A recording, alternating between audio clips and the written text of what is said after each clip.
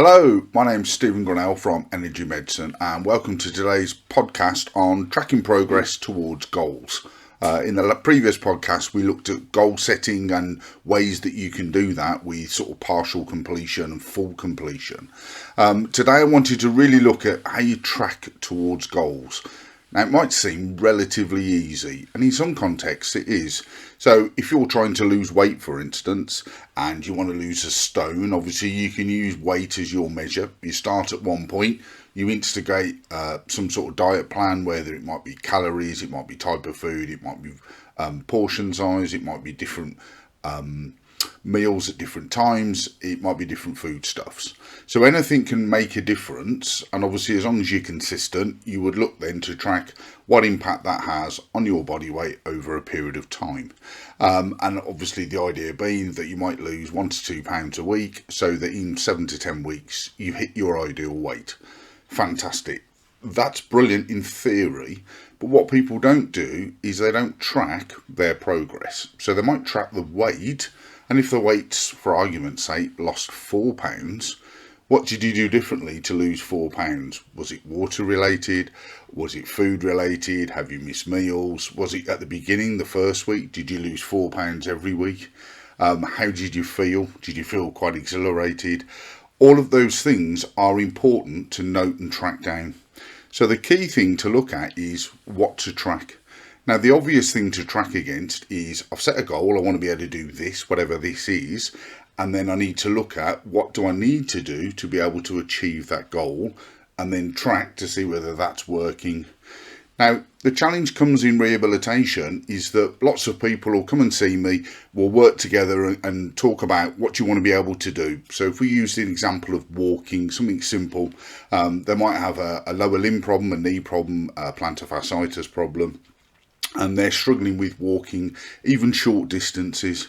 So initially, a short distance for a success is brilliant. That's what we want. I'd like to be able to walk a short distance, and if we use 6 minutes as an example, so they can work towards walking 6 minutes, and we've talked about breaking that down as a goal, whether it might be 2 minutes, 4 minutes, 6 minutes, 9 minutes, all of those sorts of features. The key thing is to track, obviously, how often you're doing something and what you're doing and what happened. So in that instance, you would look at tracking as many variables as you could. Now, this sounds really, really complex, and the key thing to remember is that it's important just to track stuff, things to start with. You become more refined as you go on and get used to tracking, but the key thing is to track as many different options as you can in the first phase. That's when you're most keen. So first thing obviously is time. We're going to do a 6 minute walk, so that's 3 minutes in one direction, 3 minutes in another. Okay, that's easy. Next thing we could look at is distance, so we could measure that in actual distance. It could be a number of a house on a road, so it could be number 57 on your particular road that you've managed to get to in 3 minutes for when you're coming back. Or it might be something more sort of sophisticated, whether it's some sort of tracking, whether you use an app. Steps is an obvious one. And you could get more refined. How long were the steps? How many steps did I take in the first 3 minutes or the second 3 minutes?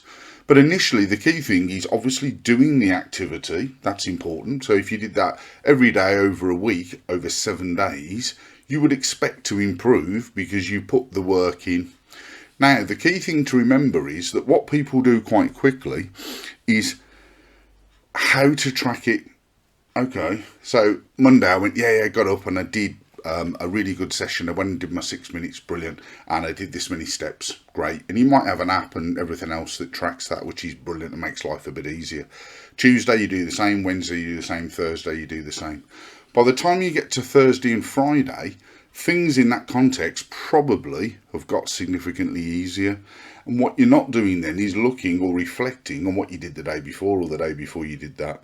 So initially the key thing that you're doing is just looking at doing the activity. Then if you start to reflect on the activity, you'll look at, okay, I took less steps with that one, I'm stepping slightly easier, I've travelled a further distance, I might have felt less out of breath. So then it's looking at changing some of the variables to improve, because you've got to what they call a new normal. And a new normal is you've raised your fitness standard so you can do 6 minutes walking.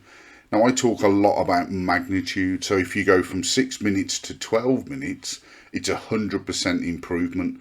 It's not a massive increase in time, it's not a massive increase in steps, but from a rehabilitation point of view, it's quite significant.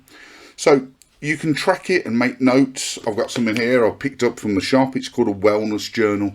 So it has loads of information in here about things like what exercise have you done, any notes, how did you feel, what were you happy about, what you're proud of, how much water you've drank, how you felt today on a scale of 1 to 10. So there's loads of journals out there which give you lots and lots of pointers. And the trouble is, it's almost too much information. So what I always say to people, the first thing to do is just to track. I've done my 6 minutes and my distance, so steps or what I got to as a road, and do that for the first week. It's then looking at evaluating and going, okay, well, how did it feel? Well, by the end of the week, it was much easier. Okay, so let's double it. And people, well, okay, I can do that. Now, initially, as a magnitude, 100% improvement, going from 6 to 12 is quite small.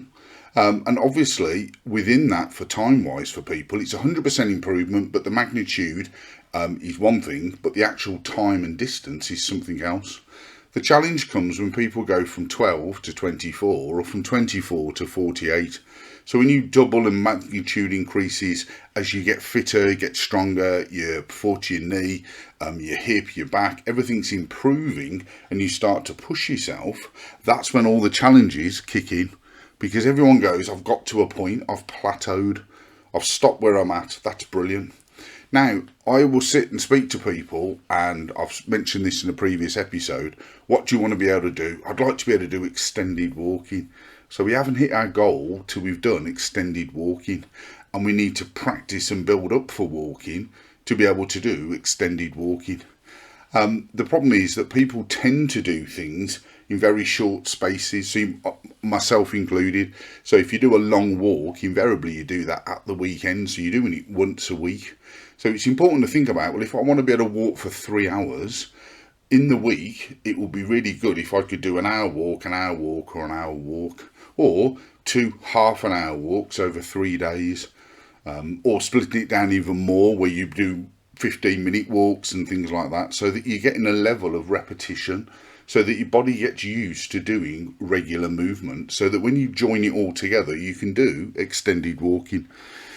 Now, the challenge is, once you're in your comfort zone, so once you can do something, everybody slows down and stops. A good example, on a personal level, I'm training to walk a 25-mile walk in, where are we, May, so 2.5 months away. I've started doing some training for it. I've done some external training. I'm doing quite a lot of training in the gym. And one of the things that I've noticed, it's very easy to get in the gym, and the gyms are almost the worst place. You set your time up, you set your speed up, off you go, and it's really, really consistent. And I've been walking at 6 kilometres an hour for 30 minutes, just nice and flat, nice and steady, as a regular sort of walking pattern, and doing some other activity and stuff as well. The problem is I've done that for 3 weeks. So I've gone to the gym 3-4 times a week, and I've done something quite regular. And I sat there and I went, okay, how do I feel? Well, it feels easy. Okay, what can I do to make it more difficult? So, yep, I can increase the speed. Well, walking 6 kilometres is quite quick. I can increase the incline, that's quite a good one. Or I can increase the time. And the challenge then comes is, okay, how much can I actually do in the gym to be able to work on a longer walk? I'm going to need to sort of allocate some time to do a longer walk in the week. So on a personal level, I've looked and gone, yeah, the gym's okay. I'm either going to have to do loads of walking on a running machine and really start allocating that 45 minutes, that hour, and really focusing on it. Or I've got to look at doing maybe a walk in the week, maybe on a Wednesday, and a walk on a Sunday. So to actually hit my goal, I've got to look at how I'm progressing and how I've tracked, so how I'm improving. Otherwise, you get stagnated very, very quickly. Now, the big challenge with rehab is people are brilliant in the first couple of weeks, and then everything falls away. So people, if they're learning something new, that skill starts to disappear. And if they're doing some rehabilitation on a body part, an elbow, a shoulder, a back, a knee, whatever it is, the first couple of weeks, everyone's super keen, so they work really hard. And invariably, you make quite a lot of progress and you get quite a big magnitude of improvement. Once you've got to a certain point and you've plateaued, it might be way off your goal, nowhere near what you want to be able to do. You're like, oh, I'm all right now. I can walk 12 minutes. That's fine. That's brilliant. But I wanted to be able to walk for an hour. I'm struggling for an hour. So you've got two things to reflect on. Either you'd set your goal and it was almost too much. It wasn't as much of a goal as you wanted to do. You didn't necessarily need to achieve that. Or you've got to look at saying, well, okay, if I want to achieve that goal, I'm going to have to do things differently. And what people struggle to do with tracking progress is actually changing the activities they're doing to hit their goal. They tend to find that they do things for a period of time and don't really progress. So they might go to the gym for 6 months, but they're doing very similar weights, very similar cardiovascular activity, and spending a very similar time. So they're not actually progressing. If they went to the gym less often and worked slightly differently, they could have more incremental improvements. If you look at all things in life, it's about like learning to write your handwriting. As a kid, you did loads and loads and loads of handwriting because you were taking notes in school. Kids still do loads of handwriting today. However, my handwriting, I don't know about yours, isn't great. It's quite messy. And I just write, and I write very short little bursts. But my handwriting could be a lot neater. It's just that I don't put the effort in to improve the neatness. So I always say to my question, oh, it's only for me, it doesn't matter. But sometimes I look down at what I've written and I've gone, I can hardly read that, and it's my writing, so God knows what somebody else has a look at it. Now, the other thing to sort of bear in mind with any sort of tracking is time. It's the one feature that people either massively overestimate and want to get quick rehab. Right, I'm doing it, I'm there, I'm rehabilitating, that's it. A couple of weeks and I'll be back to normal. That's the normal sort of thing, myself included, a very much a credit card mentality.